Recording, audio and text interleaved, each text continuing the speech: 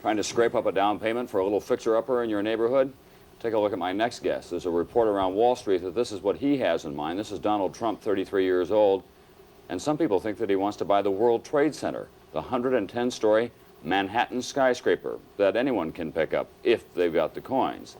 Donald Trump, as I say, is just 33 years old. He took his father's rather modest by current standards real estate empire in Brooklyn and expanded it considerably.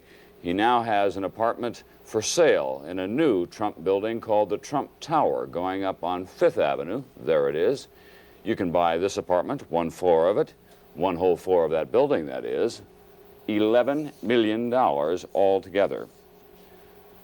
You bought some prized properties at the bottom of the New York market in the 1970s. Inner cities have been pure gold since that time. Why? Because replacement costs have just gone up so much? Well, no, not really. I had a great faith in New York. Primarily, our purchases have been in New York, and about 5 years ago, New York was not considered very hot, and cities in general weren't considered too hot. And we purchased the old Commodore Hotel, and we've reconverted that now into about $110 million Grand Hyatt Hotel, which is opening up next week in New York City.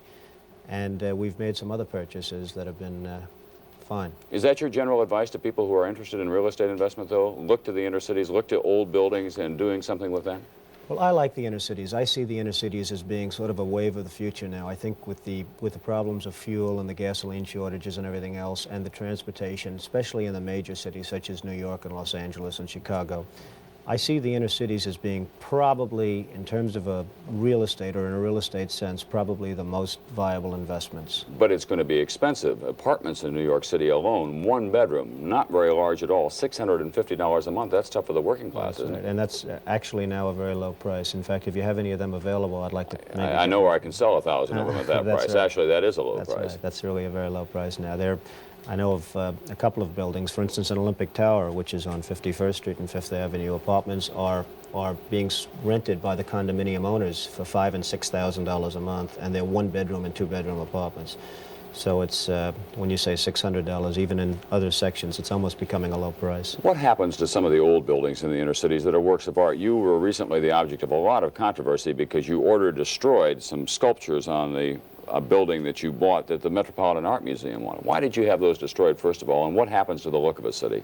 Well, what we had is we purchased a site with an old department store on it, the old Bonwit Teller store on Fifth Avenue and 57th Street next to Tiffany, and we had to really take the building down. And there were many people that didn't want us to take it down. They wanted to try and preserve the building. But the building really was not worth, as an art building or an Art Deco building, it really was not worth very much. And we did take it down, and there was somewhat of an outcry, but I think that's generally subsided now, and I think people like what we're doing and like the building that we're putting in its place. But couldn't you have saved just those sculptures that you had broken? Well, it would have been very, very dangerous to have saved them. They weighed 2 tons, they were 15 feet high, they were about 2.5 feet thick, and if they would have fallen, they could have fallen the opposite way. If they fall into the building, you don't worry. If they fall out toward Fifth Avenue, people could have been very badly hurt and killed, and to me, it was not worth it. And they've really proven not to be very valuable art structures right now, and we've had appraisals done. In fact, even after the fact, we've had appraisals done, and they've turned out not to be very valuable. Mr. Trump, what's left in your life? You're 33 years old. You're worth all this money. You say you didn't say that you want to be worth $1 billion. No, I really don't. I just want to keep busy and keep active and be interested in what I do, and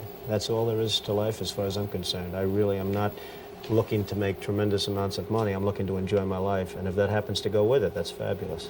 Give me one final bottom line. In 5 years, the price of a hotel room in New York City will go for? It could be $1,000 a night.